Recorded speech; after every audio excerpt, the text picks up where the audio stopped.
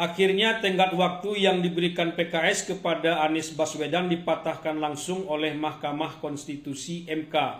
Voice note Anies Baswedan yang berbalasan dengan Ketua DPW PKS Ustadz Khairuddin diperkuat langsung oleh MK bahwa tenggat waktu yang sebenarnya itu adalah jadwal pendaftaran resmi oleh KPU yang justru belum dibuka, tapi PKS sudah menguncinya langsung buat Anies Baswedan. MK memotong lebih dari separuh syarat pencalonan yang dilakukan oleh parpol yang awalnya 20% kursi atau 25% suara secara merata di semua tingkatan dipangkas lebih dari setengahnya. Artinya tak ada lagi alasan bagi PKS untuk tak mengusung Anies Baswedan di Pilgub Jakarta. Bahkan dengan suara PKS yang 16% saat ini, PKS bisa mengusung dua pasang calon sekaligus meski hal itu tidak diperbolehkan. Apakah PKS kembali beralasan soal waktu bahwa pasangan Ridwan Kamil Suswono sudah dideklarasikan tepat sehari sebelum keputusan MK itu dibacakan? Artinya Anies Baswedan sudah terlambat. Pasangan aman alias Anies Sohibul Iman sudah kedaluarsa. Anies kembali bermasalah soal tenggat waktu dengan PKS. Padahal pendaftaran resmi KPU sampai saat ini belum dibuka, apalagi sudah dikunci mati. Alasan yang seabrek-abrek dibuat PKS untuk merasionalkan pilihannya bergabung ke dalam koalisi Indonesia Maju menjadi tidak lagi relevan. Waktu masih tersisa banyak untuk kembali kepada Anies Baswedan.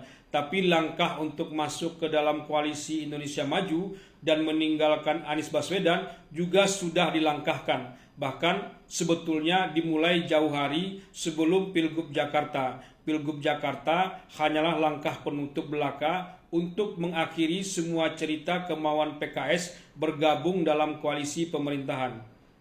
Jangan diartikan tak mau lagi mencalonkan atau meninggalkan Anies Baswedan itu hanya buat Anies seorang diri. Tapi harus diartikan juga dengan para pemilih atau pendukung di belakangnya.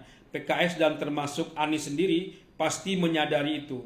Partai politik dan juga politisi ada kalanya bergerak dan menentukan langkah politiknya sesuai dengan kecenderungan atau preferensi pemilihnya. Kenapa Anies Baswedan sampai saat ini tak kunjung masuk partai politik? Bisa jadi karena sudah mengkaji lebih dalam tentang kecenderungan para pemilihnya. Utak-atik kecenderungan atau mood publik seperti itu memang mainan para politisi. Tapi kalau hanya itu yang dilihat dan diikuti, maka partai politik atau politisi itu akan lebih mudah terombang-ambing bak baling-baling di atas bukit. Maka berpolitiklah dengan ide besar yang kuat seperti yang sering dikatakan Fahri Hamzah, Wakil Ketua Umum Partai Gelora, yang lagi disorot juga karena gugatan partainya lah Anies berpeluang kembali maju di Pilgub Jakarta. Percis para pihak yang mengucapkan terima kasih kepada Fahri Hamzah atas gugatan ke MK dan MK juga dipuji-puji karena itu adalah pihak yang dulu mencaci maki Fahri dan MK itu juga. Fahrinya tak berubah, MK-nya juga tak berubah. Tapi pihak yang memuji dan mencaci makinya adalah pihak yang sama. Ini terjadi karena ide besar kita tentang demokrasi tak terlalu kuat. Bahkan MK sendiri sebetulnya juga mengalami itu. Kenapa sejak dulu MK tak pernah mau menghapus presidensial threshold yang sudah digugat belasan kali itu. Tapi ketika gugatan orang satu, maka malah MK mengasihnya 10. MK sebetulnya juga pilih kasih dan tak konsisten dalam hal ini.